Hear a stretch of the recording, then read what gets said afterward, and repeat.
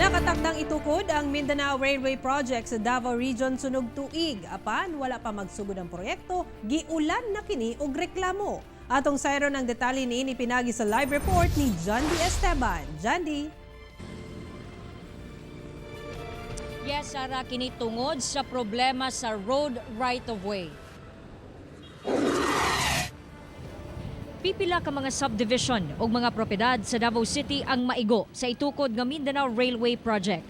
Base sa listahan sa Department of Transportation kon DOTR, apektado ang Monterit Subdivision, New Ecoland Subdivision, North Crown ug North Crest sa Alson Development, Nara Park Residences, Alta Monte Davao, South Pacific Residential Estate sa Mintal, porsyon sa Deca Homes Catalunan Grande, Villa Señorita ug Garden Heights. Lakip sa maapektuhan ang 23 ka mga barangay sama sa Baliok, Maa, Bago Osyero, Sirawan, Waan, Tigato ug uban pa.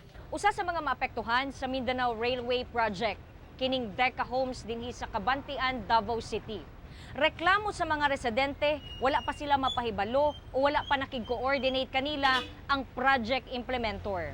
Ang gobyerno wala pa gyud nagpahibalo kung asa gyud banda no kay actually ang rail project is diri daw banda maigo sa mua pero wala pa abiso. I-inform pod siguro may para ahead para ang ato pong mga residente nga maigo ma-inform pod sila.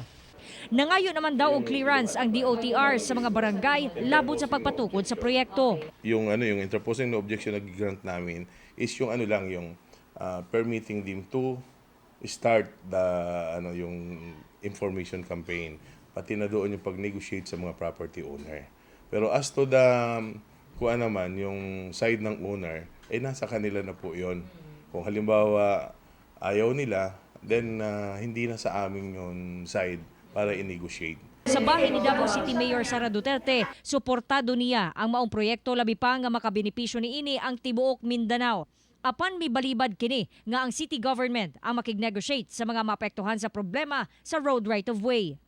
Davao City will not accept the money para sa road right-of-way and will not do the job for them because number one, dili man na namo project, number two, dili na mo trabaho ang mag-negotiate and mag-areglo og road right-of-way. Sugyot sa mayor. Number one, giingnan nako ang sangguniang panglungsod na if you can ask DOTR to present the project to the city council and invite stakeholders so that they may understand what the project is. Sa bahin sa DOTR, dili pa una kini makasugod og negotiate sa mga maapektuhan, gumikan wala pa nila ma-finalize ang alignment sa maapektuhang lugar. Sa Rahinoon, Enero 20 sunod tuig nakatakdang magpahigayon og konsultasyon ang DOTR. Sara. Yes, Janty, pangutanon lang nato no ang kaning time frame ining Mindanao Railway Project kano sa magsugod ug kano sa mahuman ug dili ba malangan ang proyekto kuno galing dunay mga musupak no nga maigo ang ilahang mga area.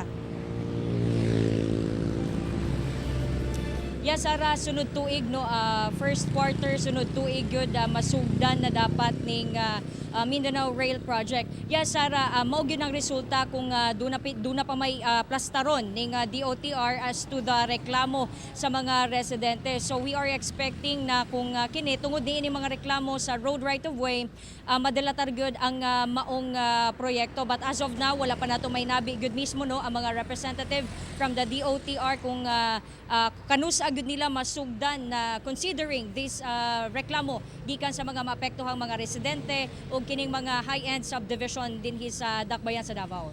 Sara. Okay, hinaot no nga hapsay gyud no matarong gyud ang kaning pag-implement aning Mindanao Railway Project tungod kay kitang mga Mindanaoans ang maka-benepisyo niini. Daghang salamat, Jandy Esteban.